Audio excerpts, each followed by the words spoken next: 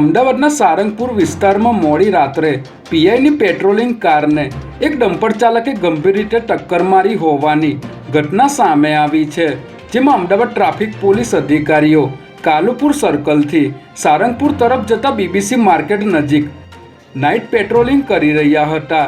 તે દરમિયાન સારંગપુર વિસ્તારમાં વહેલી સવારે અહીંથી નીકળતા એક ડમ્પર ચાલકે પોલીસની કારને ટક્કર મારી હતી અને ઘટના સ્થળેથી ફરાર થઈ ગયો હતો. ત્યારે પોલીસે ટ્રક ચાલક અલ્કેશ કુમાર કટારાની ધરપકડ કરી અકસ્માત સમયે તે દારૂના નશાની હાલતમાં હતો કે કેમ તેને લઈને તપાસ હાથ ધરી છે.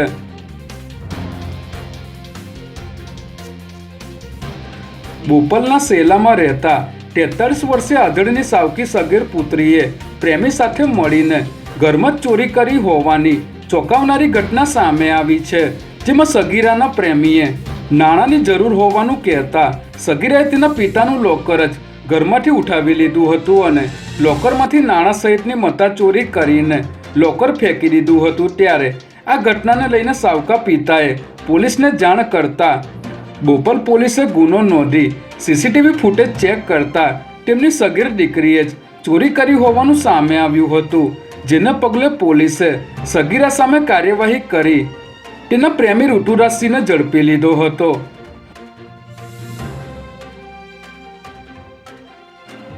અમદાવાદ મ્યુનિસિપલ કોર્પોરેશનની રેવન્યુ કમિટીની બેઠકમાં શહેરમાં હવે પછી બનતી નવી મિલકતોમાં બિલ્ડરને જ પહેલો માલિક ગણવા ઠરાવ મંજૂર કરવામાં આવ્યો છે.